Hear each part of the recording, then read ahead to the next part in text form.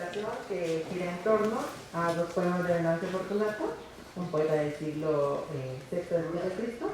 Los poemas son Pan y Lingua y Huitzila Reyes. Pan y Lingua sirvió como base para el poema homónimo de Tomás de Aquino, poeta del siglo XIII. Hoy presentarán algunas de las versiones musicales sobre estas obras Enrique de la Torre, Isela Duarte, Miriam Izquierdo y Sebastián Salas. La primera es Venancio Fortunato, siglo VI, Pan y Lingua Gloriosi Proelium Lauream Certaminis. Y la número 2 es Santo Tomás de Aquino, siglo XIII, Pan y Lingua Gloriosi Corporis Mysterium.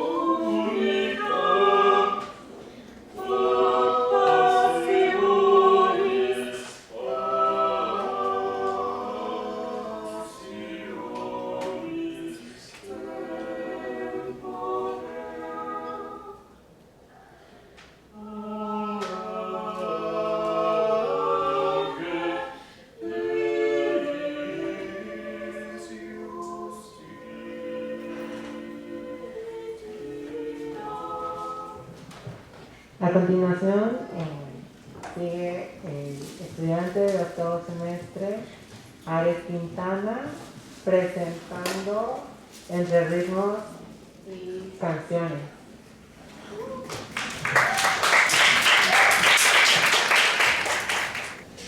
Bien, la música, ¿cómo suele ser definida?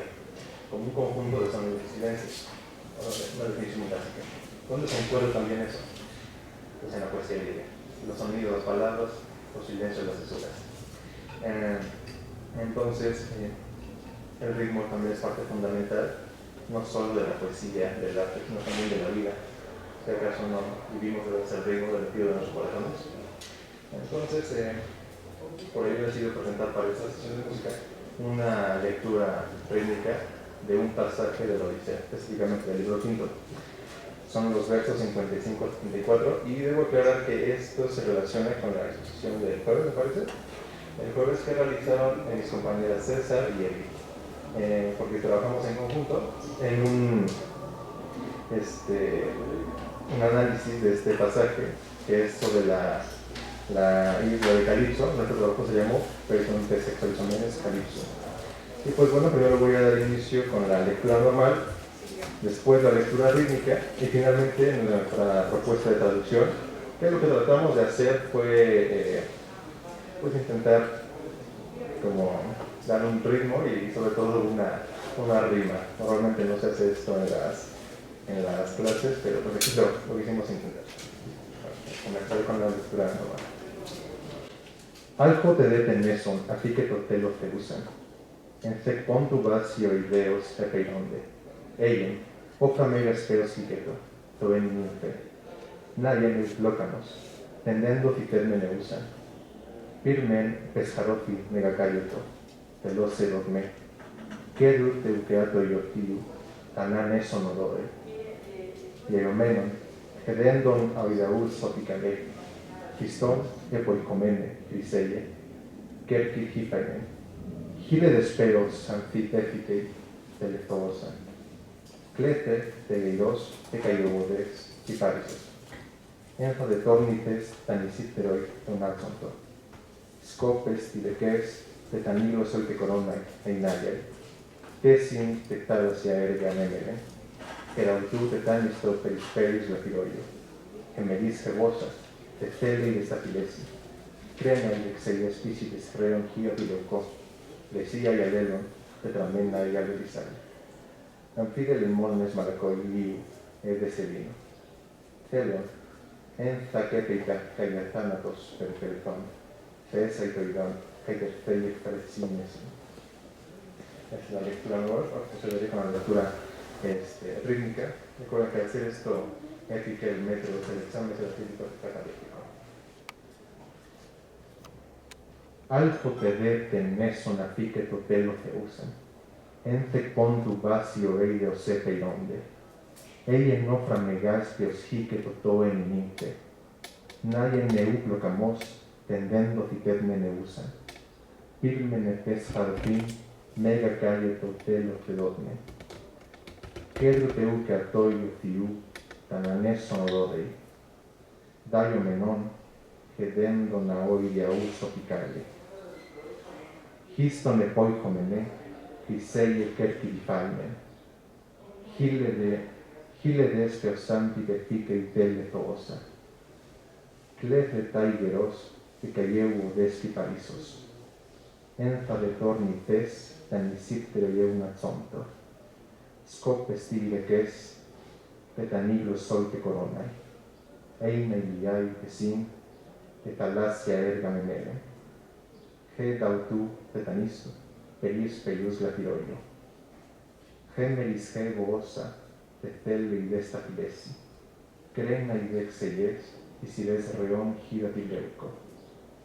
Lesia ialiolon, tetramen ayali disare. Anti de lei monet, malacoi uene selino.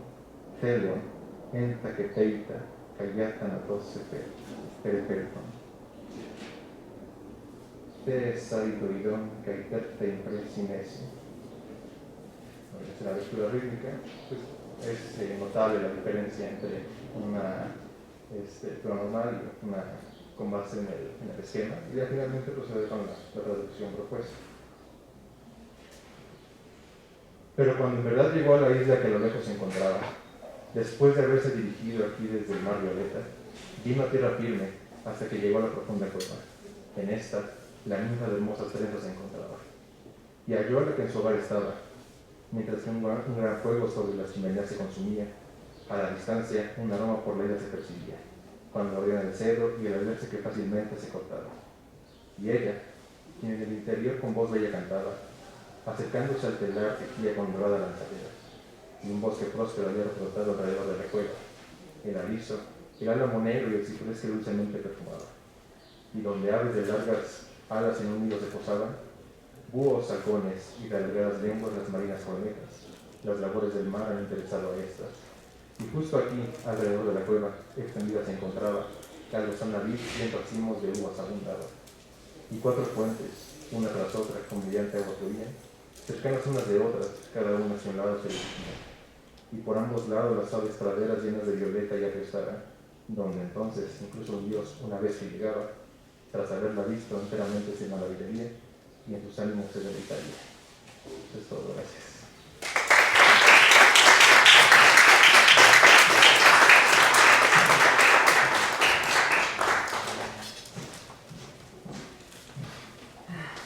Bueno, mi compañero Ares dio cátedra de cómo se tiene que leer en griego, rítmicamente. Muchos quisiéramos hacer esto. Y esa traducción muy bonita, Ares. Parecería que yo hubiera trabajado también en ella. A continuación, Cecia González, una compañera de cuarto semestre, presenta la sonata La Joya, opus quinta, número 12 de Arcángelo Corelli. Bueno, buenas tardes, compañeros, maestros e invitados. Para darles un contexto, hacer un poco de contexto acerca de esta pieza. El compositor Arcángelo Corelli es un maestro de violín barroco. Él compuso principalmente para la iglesia, sin embargo, tenía una amistad muy fuerte con la reina Cristina de Suecia. Y esta mujer no era alguien inculta, sino que era una persona que fomentaba mucho el teatro, la ópera, la sátira, y que incluso fomentó la escuela de artes y financió varias propuestas para recuperar algunas obras perdidas de algunos autores griegos y latinos. Y tanto Corelli como la reina Cristina se conocieron en Roma, y en lugar de dedicarse prácticamente a las labores de la iglesia y entre otras cosas, se dedicaron a visitar museos, a visitar incluso los restos que quedaban de lo que fue la antigua cultura romana. Y finalmente Corelli escribió un compendio de 12 sonatas, las cuales posteriormente la iglesia las llamó sonatas de la iglesia, pero que de hecho lo acusaron de ocupar mucha música pagana a Corelli, y fue protegido mismo por la reina. La reina apoyó mucho a Corelli en este aspecto, y se dice que su música está muy influenciada de lo que decían los clérigos y los sacerdotes de ese entonces, de música pagana antigua, lo cual no se ha podido corroborar, pero tampoco se ha podido negar, porque se dice que mucha tonalidad que se ocupa en esta pieza se cree que es la que se manejaba en la antigüedad, lo cual no ha sido corroborado tampoco. Pero esta es una pieza hecha a base de música, según los de la iglesia de ese entonces, bastante pagana.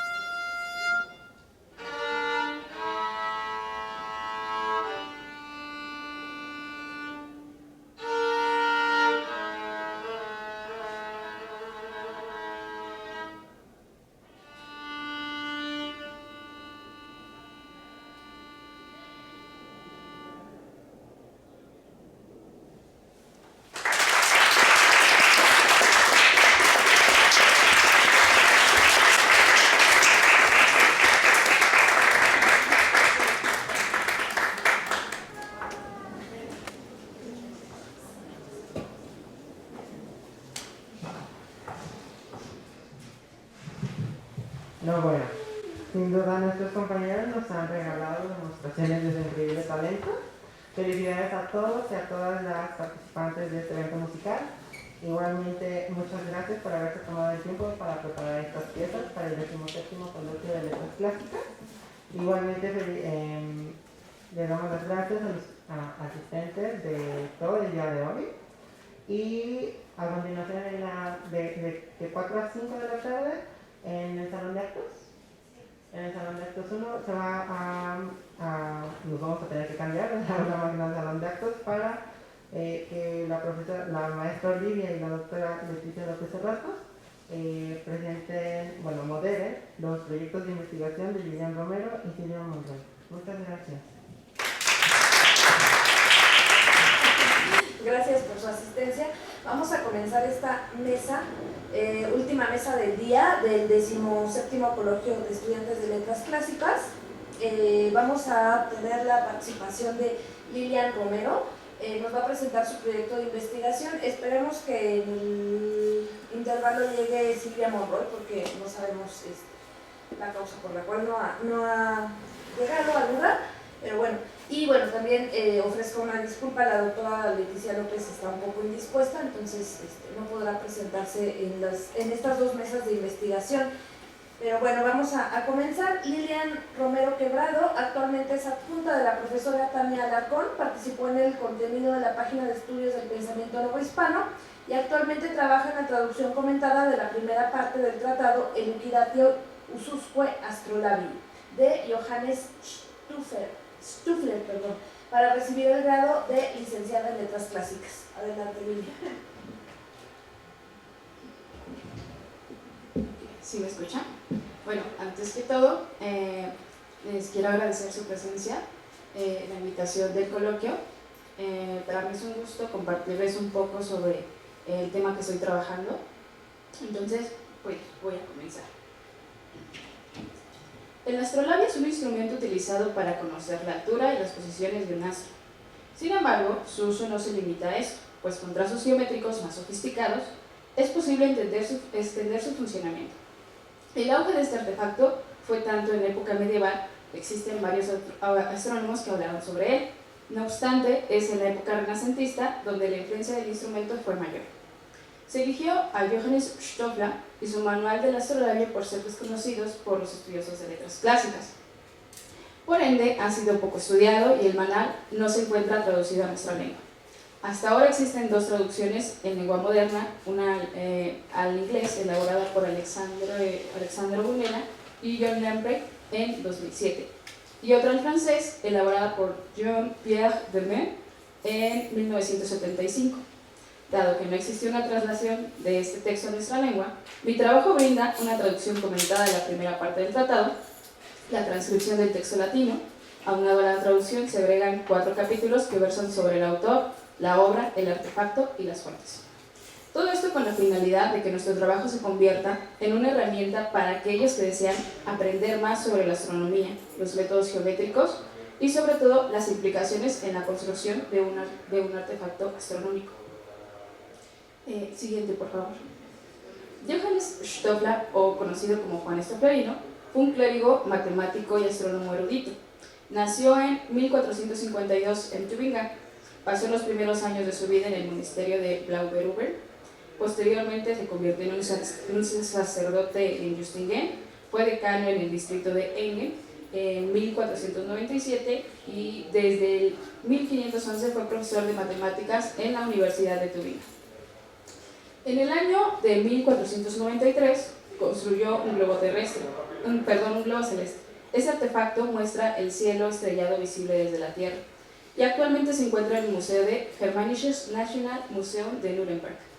También fabricó 2 relojes astronómicos, uno para la Catedral de Münster y otro para el Ayuntamiento de Tübingen. Hizo una propuesta para la reestructuración del calendario a partir del gregoriano. Escribió las obras Almanach Nova Plurimis Annis Venturis Inserentia y el Elucidatio Fabricae Ususque Astrolabii, que tuvo alrededor de 16 ediciones. Realizó comentarios a la geografía de Ptolomeo y a la esfera de Pseudo-Proclo, que muestran su amplio conocimiento sobre el descubrimiento del Nuevo Mundo y los hallazgos de los portugueses y españoles. Siguiente, por favor. Sobre las ediciones, James Morrison menciona lo siguiente: si bien no es el tratado más innovador jamás escrito, fue sin duda el más influyente en el Renacimiento. Se reimprimió 16 veces después de su publicación original en 1513 y desde entonces prácticamente todos los tratados sobre el astrolabio se han referido a él. De hecho, era común referirse al astrolabio planisferio normal como un astrolabio Stoffler en la literatura renacentista. De esto hay que matizar algunos datos porque la primera edición está datada en 1512 y hay solo, encontré yo solo 2 ediciones en lengua latina catalogadas tan solo en el periodo de 1512 a 1594. De la primera edición se sabe que se realizó en Oppenheim, una ciudad alemana, ubicada en la orilla del oeste Rin. Posteriormente se hizo otra edición en 1513 y esta fue editada por Jacobus Koebel, quien era un matemático y editor de libros. En la portada, la primera, la de 1512, se encuentra en la biblioteca estatal de Baviera. La de 1513 la alberga la Universidad Estatal de Viena. La de 1524 la alberga la Universidad de Sevilla.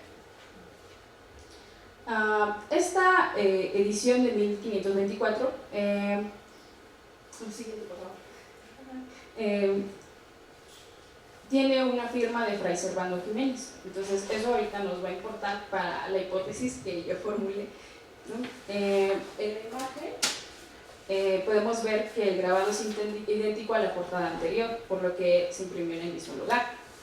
Ulteriormente hubo otras ediciones pertenecientes a los años de 1535, 1536 y 1553. En cuanto a esta última, el lugar de impresión está registrado en París, pero bueno, la del 1535 en Alemania, Oppenheim, 1536 en Oppenheim, Alemania, y la de 1553,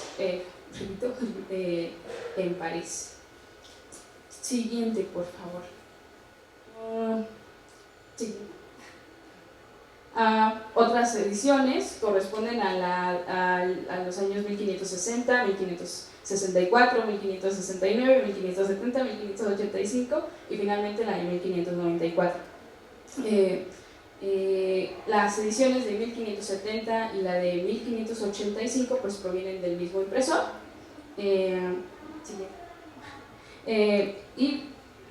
Sin embargo, pues distan del lugar que las alberga, porque la de 1570 está en la Universidad de Turín, Italia, y la de 1585 se encuentra en la Universidad de Gante. La última edición, que es la de 1594, se imprimió en Alemania. Bueno, considerando los lugares de impresión y los diversos sitios que actualmente albergan los tratados, pues se constata que hubo una gran difusión de la obra en países como Italia, Francia, Alemania, España y la Nueva España. En la imagen, siguiente por favor, en la imagen se logra ver la firma de este Diego Jiménez, quien era de origen español y cuyo nombre aparece en la lista del comercio de libros a Veracruz en el año 1706. Por tanto, podría considerarse como hipótesis que él fue quien trajo el libro a la Nueva España, dado que la mayoría de ellos que se consultaban pues eran importados. La obra también tiene rastros entre los años 1767 y 1797 en la biblioteca de Agustín Bebe, a quien la Inquisición le levantó cargos puesto que no había presentado la lista de sus libros al tribunal en aduana. La Inquisición ordenó recoger los libros prohibidos y entre esa lista se encontraba el Tratado del Astrolabio. Siguiente, por favor. En cuanto a las características de la obra está estructurada en 2 apartados. El primero contiene 21 proposiciones, en las cuales se habla sobre la fabricación y composición del astrolabio. El segundo contiene 65 proposiciones que hablan sobre los múltiples usos del artefacto.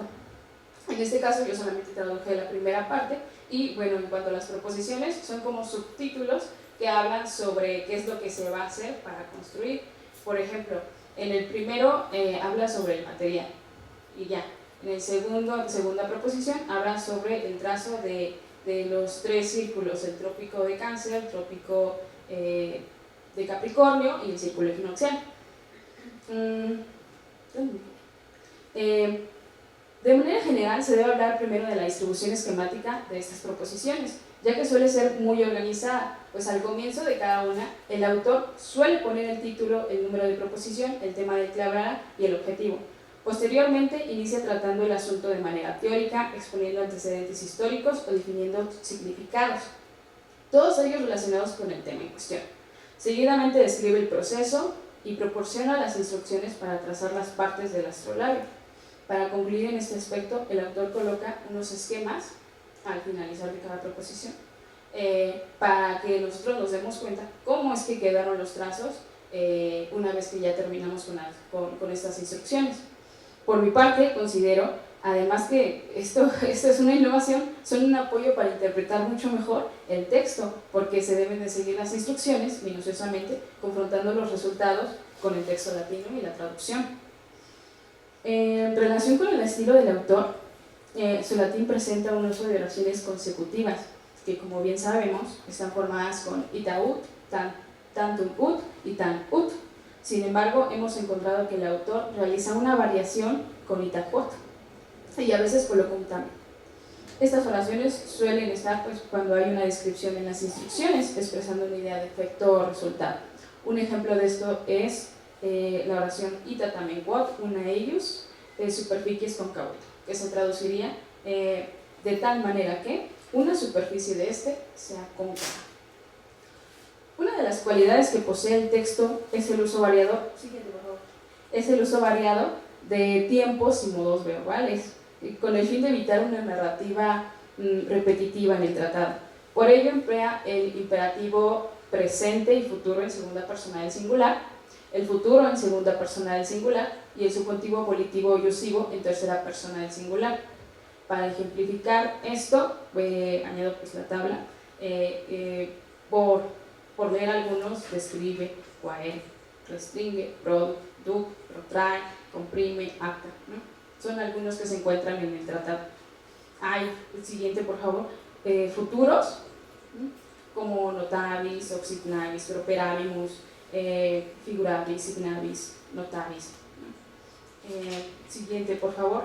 También hay una presencia de subjuntivos yusivos o volitivos, pero la cantidad de estas formas es muy pequeña, o sea, hay más futuros e imperativos que subjuntivos. Siguiente, por favor. Ahora hablaremos sobre los ablativos absolutos, ya que son estructuras que abundan en el texto para disminuir la amplitud de las proposiciones. Hay proposiciones que son muy largas, entonces para hacer cansado el asunto, usa los ablativos absolutos. Por lo general, el autor lo acostumbra a ponerlos al principio de las oraciones y algunos están acompañados de un pronombre. Por ejemplo, quibus dispositi, quo facto, quibus pactis. También hay una presencia en usar ciertas formas que tienen que ver con el compás, como kirkino non variato, kirkino manente, kirkino restricto, minorato kirkino, kirkino invariato, que se refiere a apretar el compás, a que se permanezca ahí el compás, ¿no? Son cosas que tienen que ver con el instrumento del compás. En cuanto al uso de verbos, siguiente por favor, al autor no le place repetir las mismas formas verbales, frecuentemente hace uso de sinónimos. Por ejemplo, en las expresiones inscribe circulum, duc circulum, circina circulum. En las tres expresiones cambia el verbo, pero semánticamente las tres expresiones se refieren a la misma acción. Algo similar ocurre con los verbos nocupare, apelare, nominare, para llamar, notare, signare, para señalar un punto, copulare, jungere, appligere, annectere, para unir, dividere, partire, secare, para dividir, separar, comprimere, restringere, para apretar, quaere, indagere, investigare, para buscar, aplicare, ponere, para colocar. Siguiente, por favor. Ahora sí, el astrolabio. Etimológicamente la palabra astrolabio proviene del vocablo aster, que significa estrella, y del verbo lambano, que significa tomar, coger o alcanzar. Por tanto, el significado etimológico de la palabra es el que alcanza la estrella. El astrolabio es un instrumento muy antiguo que se emplea para determinar la altura y la posición de un astro. Con trazos más complejos y sofisticados se puede calcular el tiempo, las alturas, posiciones, ya sea de astros o de otra cosa. En la antigüedad, siguiente por favor, se consideraba que la Tierra era el centro de una esfera. Por ende, la ubicación de los astros se comprende como si ellos estuvieran en una superficie interna de la misma esfera. La construcción del astrolabio se basa en un modelo formulado por Hiparco que proyecta la esfera celeste, lugar donde se mueven las estrellas en 2 dimensiones, plana y física. En mi caso, pues yo lo hice en una hoja. Esta es llamada también proyección estereográfica, que toman la mayoría de los tratadistas de los astrolabios, tomando como plano de proyección el ecuador de la esfera celeste desde la perspectiva del polo sur. Esto es de gran importancia, dado que el uso del astrolabio está vigente por su fundamento matemático, ya que los ángulos de los círculos intersectados son iguales a los ángulos esféricos que representan. Es decir, los ángulos en la proyección, como en la esfera celeste, se corresponden. Es como si tuvieran un círculo dentro de otro círculo, y si yo lo parto a la mitad, el ángulo va a ser el mismo en el círculo grande que en el círculo pequeño. El material que se emplea para la construcción del astrolabio es primordialmente el latón y el cobre. No obstante, también usaban madera y otros materiales sólidos como materia prima. La mayoría de los instrumentos catalogados en la Edad Media están hechos de una aleación de latón con cobre y zinc. El motivo de utilizar este material es porque cuando se hace un astrolabio se somete a distintas temperaturas y puede ser que se borren los trazos. Entonces, con esa aleación, pues la característica de ese metal no se borra. Las partes que conforman el astrolabio son la madre, el limbo, siguiente por favor, la madre, el limbo o el margen, la regla, la nidada y la araña. Cada una de ellas es descrita en el tratado de manera extensa, de modo que es sencillo conocer la función de cada una. Siguiente, por favor. Primero comenzaremos a hablar sobre la madre, y Johannes Stoffler se refiere a esta con el término mater, y es la parte ahuecada del astrolabio, donde irán fijas otras tablas, como el tímpano. ¿Okay? Sí, es esa parte ahuecada. El limbo, que es la parte del margen, o sea, el contorno, es la parte que no está ahuecada. Y en ella se van a dividir el círculo en 360 grados y por tanto se va a dividir en las horas del día, hasta el número 12. Siguiente, por favor. El tímpano será el conjunto de líneas proyectadas, o sea, son todos los trazos que ven ahí. Estos círculos, los trópicos, que son los trópicos, los albicántara, el azimut. En mi caso, pues de la imagen, pues están, en mi caso, los trazos están hechos a papel. Y pues bueno, en cada proposición se ve cómo se va complementando el astrolabio. Siguiente, por favor. Los 3 círculos se trazan con base a la elevación polar del lugar que hemos elegido. En el caso de este tratado, está hecho a la elevación polar de Alemania, Tubinga, y en mi caso está hecho para México. Ahora, pues sigue la araña, siguiente, por favor.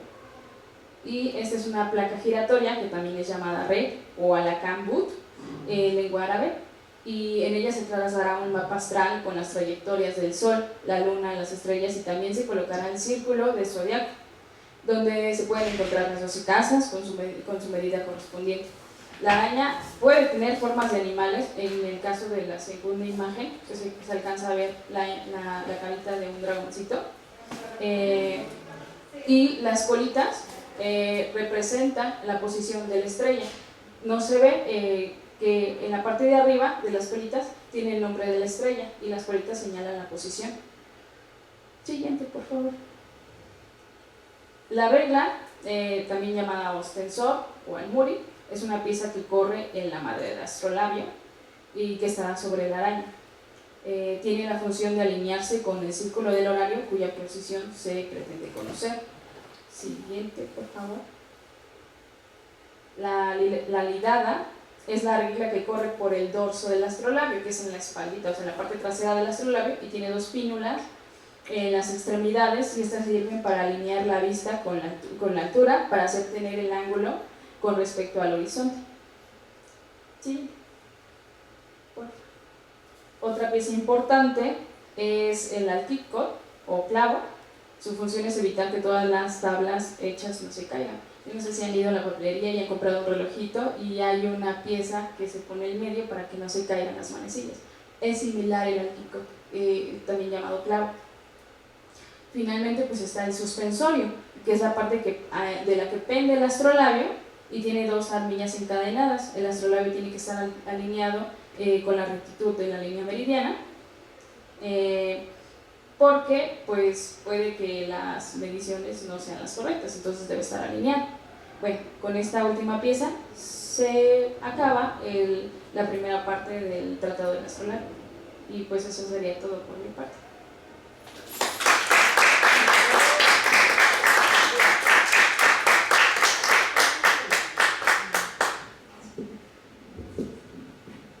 Muchísimas gracias, es un texto muy interesante. No sé si alguien tenga alguna pregunta, comentario. ¿Cómo llegaste a encontrar ese texto? O sea, ¿por qué te interesó?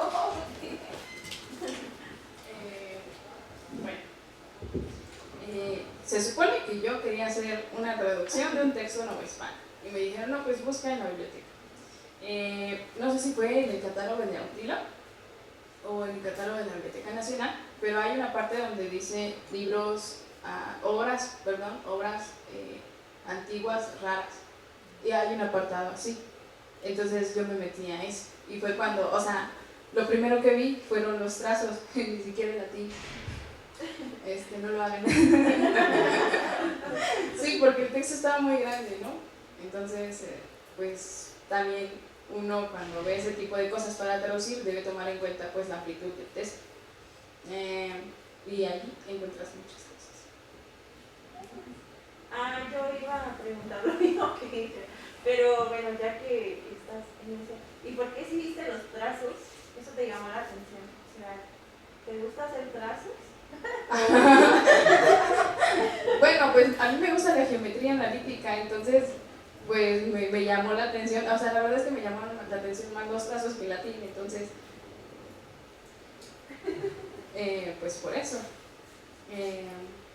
El latín puede ser una vía para aprender otras materias, y eso yo creo que es importante también rescatarlo, que no solo puedes aprender a construir un astrolabio o cuestiones de astronomía, puedes aprender cuestiones de matemáticas, cuestiones de biología. Hay muchos libros que son de biología, de química, que están en latín, y me parece que vale la pena que los rescatemos.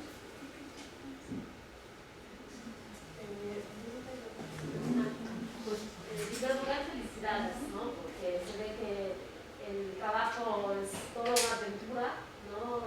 Desde la fijación del texto, el trabajar un texto que nadie ha traducido, o bueno, en muy pocas lenguas modernas, entonces pues va a ser un trabajo de rescate y de traducción importantísimo, ¿no? Y te quería preguntar si ya has empezado a revisar, o sea, no sé bien en qué momento estás del trabajo, pero si ya has analizado el latín y cómo te pareció el latín. O sea, ¿es complicado? ¿Se entiende? ¿Has notado ya algunas cosas que te han llamado la atención? Sí, lo que hablaba de hay una sinonimia que a mí en lo personal sí me costó mucho trabajo. Yo, por ejemplo, para mí, circulum, pues es un círculo, y describe circulum, pues es traza un círculo, ¿no? Haz un círculo, ¿no? Que, o sea, son las tres ideas. Entonces yo al principio quería unificarlo porque decía, pero es que ¿cómo que conduce un círculo? Hay un duc circulum. ¿Cómo que conduce un círculo? Nosotros no vamos a entender que es un conduce un círculo. Para nosotros es más normal decir traza un círculo. Pero, o sea, y eso fue como la mitad. Ya después vi que eran un montón, hay un montón de sinónimos y digo, bueno, ¿qué voy a hacer con todo esto? Se le tiene que dar como esa variación a la sinonimia y decir, bueno, esta palabra la tengo que traducir por tal cual, este otro verbo lo voy a traducir por tal cual, y así, ¿no? Hubo decisiones que tuve que tomar en ese aspecto. ¿Qué me costó más? ¿Qué me costó trabajo también al principio? Las abreviaturas. Hay un montón de abreviaturas y la verdad encontré una lista en la página del Pensamiento Nuevo Hispano que ya no se ve y al principio pues todo iba bastante bien, ¿no? Pero ya cuando lo quitaron fue así como y no las escribí, no, entonces las ligaduras fue algo, las abreviaturas fue algo a lo que me enfrenté y era de pensar, ¿de qué será esto? Pues natura, cosas así. Y hay bastantes, o sea, hay proposiciones que son muy largas, de 6 hojas de traducción, hay algunas que son de 10, entonces es un texto muy largo y utiliza bastantes abreviaturas, muchas abreviaturas. Entonces lo que tuve que hacer en la transcripción pues es desarrollarlas, ¿no? Para que si las llegasen a ver, entiendan cuál es la palabra. Y creo que eso es a lo que me he enfrentado. Sí. Es muy interesante, ¿no?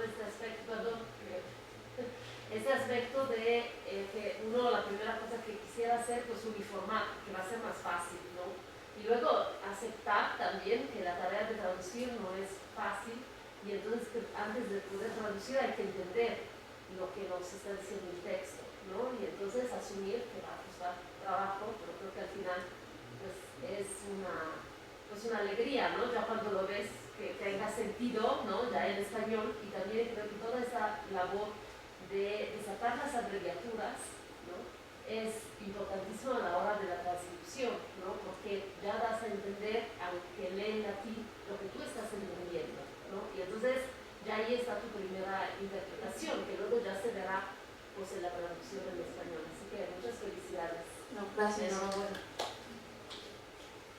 Yo tengo una duda, ¿tienes algún como asesor externo o de no sé, de ingeniería, de ciencias o de algo que te ayude con estas cosas?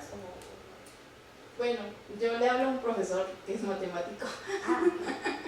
Sí, entonces hay algunas cosas que digo, pero fíjate que es muy complicado porque no es lo mismo las matemáticas que entiendes actualmente a las matemáticas que entiendes en la antigüedad. Te enfrentas a un problema de ese tipo de que no puedes decir, es que ya actualmente es esto. No, es que en la antigüedad lo podían entender de otra manera. Entonces, sí, como que tuve que ayudar en esta parte actual, pero también rescatar sobre todo lo que decían en la antigüedad. Porque ese sí es un problema de que cuando tienes dos temporalidades distintas, ¿no? Como sea, ya tienes todo, o sea, de la antigüedad hacia la actualidad, tienes tienes mucha gente que ha estado investigando y que cambia algunas perspectivas sobre la astronomía, sobre las matemáticas, entonces sí hay que tener como que cuidado en ese aspecto. De hecho, en el apartado del astrolabio, primero coloco, este hombre tiene por ejemplo, cenit significa esto, esto y esto. Y yo retomo el que él dice. Y ya después me ayuda un poquito del término actual, pero yo retomo el que él dice. Porque sí sería un tanto desacertado que utilices el significado actual por esa cuestión. Está súper interesante tu tema, muchas felicidades, Cecilia. Sobre un poco sobre lo que dice Frida, bueno, primero felicitarte, Miriam, es muy interesante y siempre se agradece cuando se aventuran a nuevos temas de investigación y y a presentarnos a de verdad enfrentarse a un texto que no ha sido traducido y de verdad ponerse entonces al servicio de la investigación y de la biología. Y creo que está por arriba de las expectativas de licenciatura y me da gusto que también te exijas ese plus, ¿no? Sobre esto, me parece que también tiene que ver con el lenguaje técnico, que no necesariamente son sinónimos, que sí de verdad hay una concepción distinta de cada palabra y que, digo, yo de latín hace mucho no trabajo, pero en griego que estamos trabajando, Pablo es el inicio de la descripción de Santa Sofía, también ha sido así un trabajo muy tardado presentar la palabra exacta. No sé si vas a agregar como un glosario técnico, porque ya estamos hablando del lenguaje técnico. Yo sobre las abreviaturas también tendría ahí no las desataría todo, a lo mejor haciendo honor al texto, hacer tu propia lista de abreviaturas al español, porque es un lenguaje técnico, no sé, pues, estamos viendo también con Filón de Alejandría cómo hacer una ballesta y también tiene un lenguaje lleno de abreviaturas y también hay que respetar, digamos, ¿cómo se dice? El registro, la tipología textual, ¿no? Bueno, por otra parte es una invitación porque justo tenemos ahora un servicio social con la Facultad de Ciencias, en donde lo que se está intentando es rescatar y traducir por egresados o estudiantes de letras clásicas textos científicos escritos en latín y en griego, y bueno, ya afortunadamente Modernas también se agregó para traducir textos en lengua moderna, bueno, digamos, antiguos, pero escritos en francés, y me parece que, supongo que tú tienes un servicio social, pero si no, es una buena opción de incorporarte, porque además es con el Departamento de Divulgación de la Ciencia, y el compromiso es que cada prestador de servicio social por lo menos publique en compañía con un profesor de ciencias un artículo de divulgación. Y tú ya tienes un trabajo, como lo que decías ahorita, que es vigente por los principios matemáticos. Eso es algo interesantísimo que se da para un artículo muy emocionante, y con los trazos y las traducciones hechas por un especialista en latín. Ahí sí se cae. Ok. No, de hecho creo que sí lo vi y me interesó, pero sí ya tengo mi servicio social, pero digo, igual para publicar algo que no tendría como que problema. Gracias. Sí. Yo tengo otra pregunta. ¿Qué edición elegiste? De las publicaciones que mencionaste, ¿cuál fue la que elegiste? La de 1524, porque despuesito se muere y pues obviamente después de que se muere pues ya no está revisión, ¿no? Entonces fue la última que editó, por eso elegí la de 1524. Está horrible, pero la elegí. La verdad la de 1553 está más legible. Tuve que a veces confrontar la de 1553 con la de 1524, porque sí, la del 24 sí estaba horrible, pero elegí esa porque tenía las ediciones del propio autor. Gracias. ¿Alguna otra pregunta? Bueno, yo también quiero felicitarte, Lilian, es un tema muy interesante, ya lo has mencionado. Creo que a veces uno llega a estas obras buscando otra cosa, pero llegamos, ¿no? Tú mencionaste que llegaste al libro buscando algún texto novohispano. Sí. Entonces, creo que en algún momento se pueden juntar, ¿no?, tus intereses, es decir, lo que te gusta de la geometría, ¿no?, geometría analítica, y esta función o la utilización que tuvo este tratado, ¿no?, dentro del contexto novohispano. No sé si anoté mal la fecha, dices que está en la lista de libros agregados de 1706. ¿Qué lo busco? Porque ya sería 1706. Sí. Okay. Ese es un dato muy interesante, por ejemplo, ¿no? Es decir, después de que ya hubo toda una serie de cuestionamientos, ¿no? Llega en el siglo, bueno, a principios del siglo XVIII, digo, cuestionamientos en cuanto al sistema geocéntrico, ¿no? Por ejemplo, ¿no? Y todas estas concepciones que cambian de acuerdo con la visión científica, que claro, no son aceptadas inmediatamente, ¿no?, desde Galileo, pero sí van variando, ¿no?, a lo largo de los siglos. Entonces, bueno, en ese sentido a mí me parece que es muy interesante, o después sería muy interesante que desarrollaras, ¿no? esta función, esta utilización que se pudo haber dado en el texto, ¿por qué se mandó a traer ese libro, no ese tratado? Bueno, eso si quieres ahorita. Entonces tengo varias cosas que decir. Porque es un texto muy, muy interesante desde el punto de vista científico, ya lo estaba diciendo la doctora Silvia.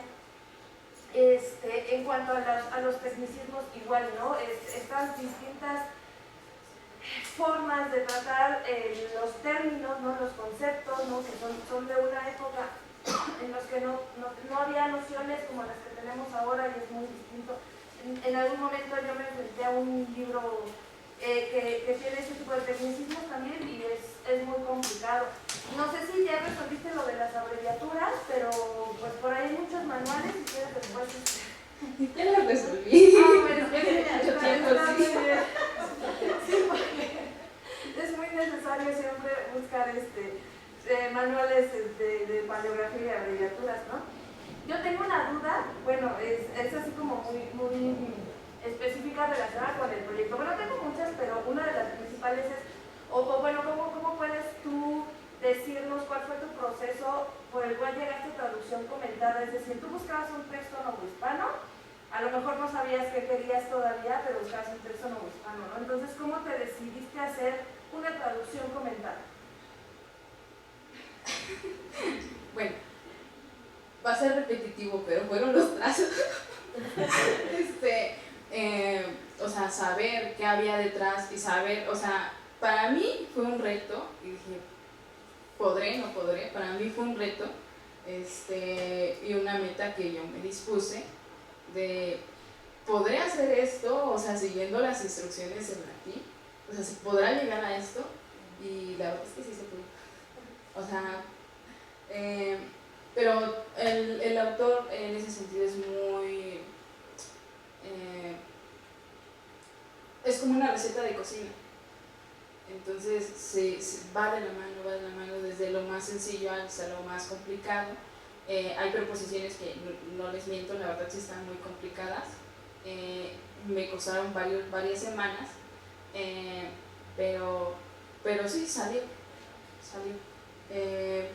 En cuanto al otro aspecto que mencionabas, pues yo había, o sea, en toda esta búsqueda de ediciones y en esta cuestión de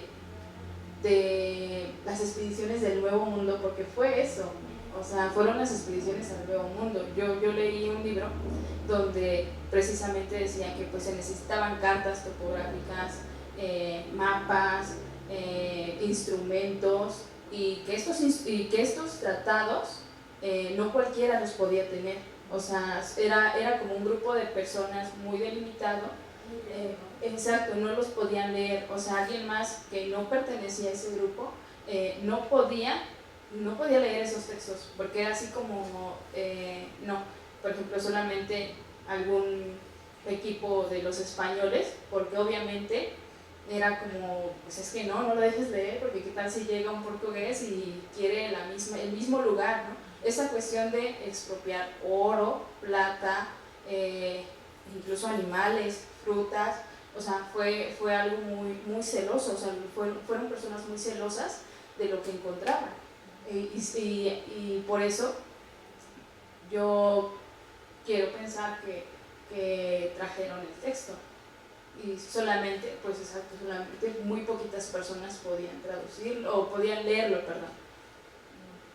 Sí, tal vez para investigaciones futuras, ¿no? Preguntaba la modalidad de titulación porque yo siento, bueno, o sea, al escucharte creo que tienes hipótesis que plantear, ¿no? Entonces, en el momento en el que uno pasa de tener a lo mejor una traducción o la propuesta de una traducción a formular hipótesis, ya se puede cambiar el trabajo a una tesis, ¿no? Por eso preguntaba más que nada lo de la modalidad de titulación. La modalidad de titulación es traducción, comenta. Sí. ¿Y vas a hacer edición o solo transcripción? Bueno, te quedas en la transcripción. Me quedo en la transcripción. Sí, sí, definitivamente me quedo en la transcripción. Es que está enorme. Sí, es muy grande. Y en cuanto a los preliminares, es decir, porque también son otro elemento, ¿no? Sí. Los textos preliminares hablan de todo el contexto que puede tener una obra y bueno, muchas, incluso razones políticas. Sí, sí. Los preliminares también los transcribí y los traduje, sobre todo los epigramas que hablan sobre el autor. La imagen que ven ahí también la transcribí, la traduje. Está muy interesante. ¿En qué digamos, porcentaje de avance va? Yo quiero pensar que en un 90%. Ya estamos haciendo correcciones. ¿Cuánto tiempo llevas? Ay, no quiero, no es cierto. No, a ver, antes, en la pandemia empecé. Inicio de la pandemia. Ya tiene un año. ¿O más? 2 años. 2 años. Ay, 2 años. 2 años, o sea, 2 años, pero ajá, ya se hizo la transcripción, ya se hizo la traducción, se revisó ya la traducción, se están haciendo unos cambios en los capítulos, pero ya casi que. Bueno, es muy interesante, nos va a gustar mucho revisar tu tesis, por supuesto el texto y ojalá y sigas en esa línea, ¿no? Porque por lo regular esos textos tienen muchísimo más que dar, ¿no? Lo que estás trabajando pues es el principio, pero también hay muchísimas otras cosas, ¿no? Y más si te interesas por la ciencia, ¿no? Por estos textos que son tan específicos en tecnicismos, en estas temáticas, pues bueno, parece que sería una muy buena línea de investigación. Sí. No sé si alguien quiera comentar algo más. Felicidades. Felicidades.